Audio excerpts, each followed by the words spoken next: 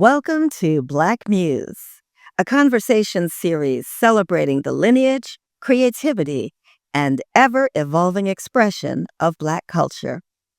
Black Muse podcast is produced by Chicago West Community Music Center, founded by Howard and Darlene Sandifer, where the mission is to empower Black youth and uplift community through music, mentorship, and the continued creation of Black music. Today, we welcome Dexter Sims, bassist, composer, and educator whose career has spanned decades across Chicago's jazz, social, and R&B scenes. From his roots at Berklee College of Music to his mentorship of emerging artists through Niles Music Inc., Dexter embodies the heart and soul of this 10-week Reimagining Jazz series, using music as a bridge between tradition and transformation. Welcome, Dexter Sims. Thank you so much, Doris. It's such a pleasure to be here with you. It is my pleasure for sure. This is, for me, it's family, It's just, Yes, we are. It really is, it's family. And I appreciate that, really. And that's special. We've got a lot of things we're going to cover in a short period of time. Okay. And I want to start with roots and foundation. Okay. You play bass for some of Chicago's most influential artists, Right. From jazz greats to gospel legends. Right. How did you first discover the bass? Right. And what drew you to its sound and its soul? Well, my teacher told me when I was in high school, I was able to teach a class. I went to Chicago Metropolitan High School for Urban Studies, Metro. And it was experimental school at the time. And it's no longer around anymore. But I taught a class when I was in high school. They told me I could teach a class while I was in high school. So I taught a class while I was in high school. And at the time, my teacher, I was playing guitar and I was playing bass. And my teacher found out that I was going to go to Berklee College of Music. And she said, well, if you want to work all the time, go to Berklee and play bass. And I went to Berklee and played bass, and that was it. That was what got me. It got me focused on playing the bass. So wow, that's interesting. That's interesting. A teacher likes when students are obedient. And yours says you're. I'm still in contact with her right now. Yeah. She's Bonnie Lerner. Yep. That's pretty amazing. Yeah. Growing up in Chicago's music community, Okay. What did you learn about the city's musical values and how they shaped your approach today? Well, Chicago being the third largest city in the United States, I mean, it's a real rich musical scene. And I think that more than anything, I think that it something about Chicago gives the musicians and the people here such a rich foundation that just, I guess maybe it comes from like the Great Migration. Okay, so that kind of thing, came up from the South. And so that just gave it so much of a foundation musically.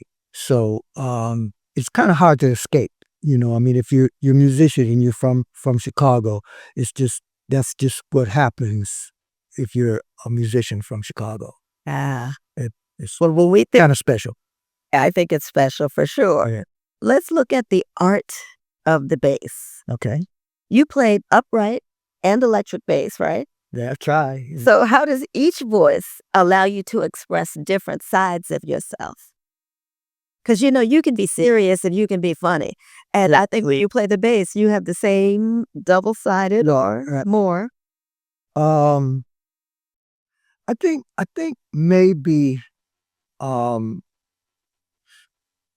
music evolves and changes over the years, I think the electric bass kind of has just a little bit more of an edge to it, and so there's humor in anything, in jazz and gospel and R&B, any type of Black music has a lot of humor. So I think with the electric, I kind of gravitate to more of an edgy kind of thing, and with the upright, it's a little smoother and a little bit more um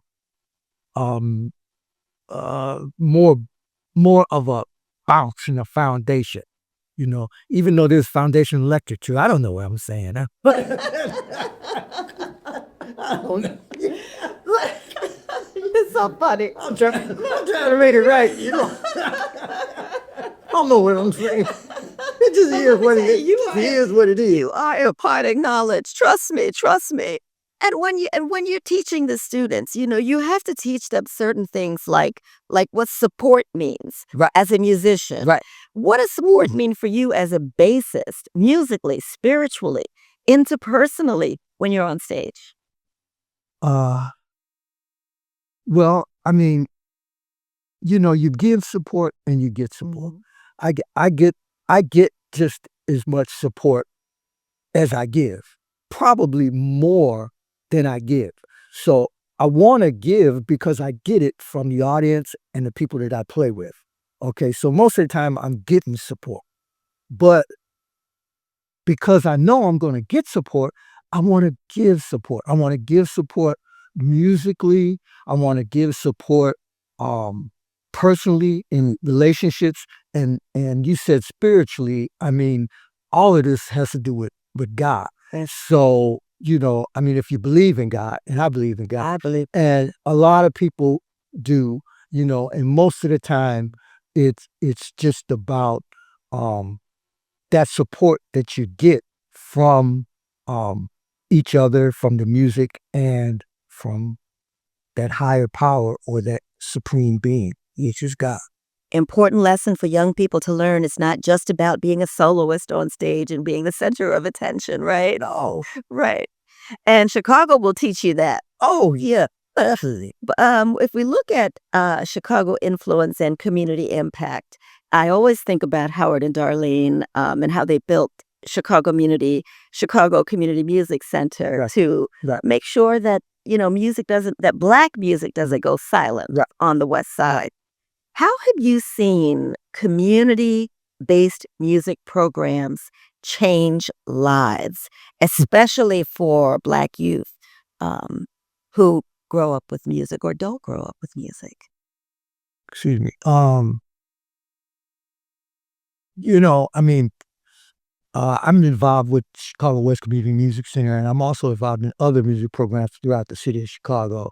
And actually, on one of the other music programs that I'm involved with, there was a child that was killed.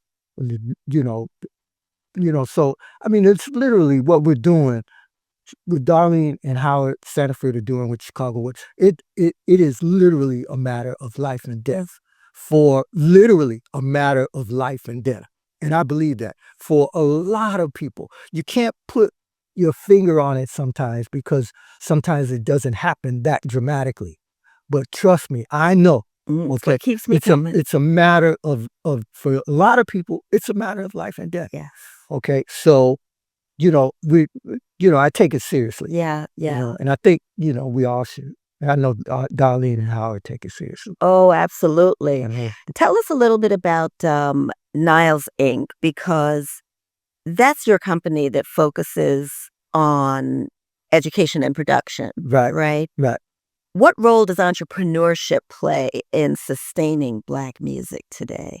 Well, I mean, one of the biggest things is you can put people to work. You know what I'm saying? It means, when you talked about supporting people, to support other people is what, I mean, the business side is one thing, but it's really important to, we talk a lot about sustainability and that kind of thing. Yeah. But the reality is sustainability before it became a buzzword has always been, so we have to support one another, and we have to be there for each other. And my father was an entrepreneur, and he built a business, and he put people to work, and that's what we have to do. Yeah, that's what we have to do as a community. as a people. Mm-hmm. Yeah. Like the Sandifers, you've dedicated your career to building pathways for others Right. through educating, Right. mentorship, Yeah. and performance. Yeah. What keeps you motivated to mentor the next generation of musicians? Well, my children and my grandchildren keep me motivated. That helps me. And then also, you really do. It's corny, and you think you hear it, but I'm going to say it as a mentor, as a person I get more back from the mentees or from the youth or from the students. I get more back from them than I give out. Really? Yeah, man. A lot of more. It's like Amazing. probably 300% more. Mm-hmm. If I get more than I'm, I really do. So I mean, if you want, if anybody out there wants to, know how to get it together and go help somebody else. That's it. Right. Don't sit back and say, when I get over here, then I'm going to help somebody. Help them right away, and you'll be surprised how much you'll get back from that. That's an awesome closing. I'm John. I thank you for joining Black Muse Podcast. Doris, I love you. You know I do. Thank you so much. And thank you for joining us as well. This has been Black Muse Podcast, produced by Chicago West Community Music Center, where Black music lives, grows, and leads us forward. My name is Doris Davenport, contributing correspondent.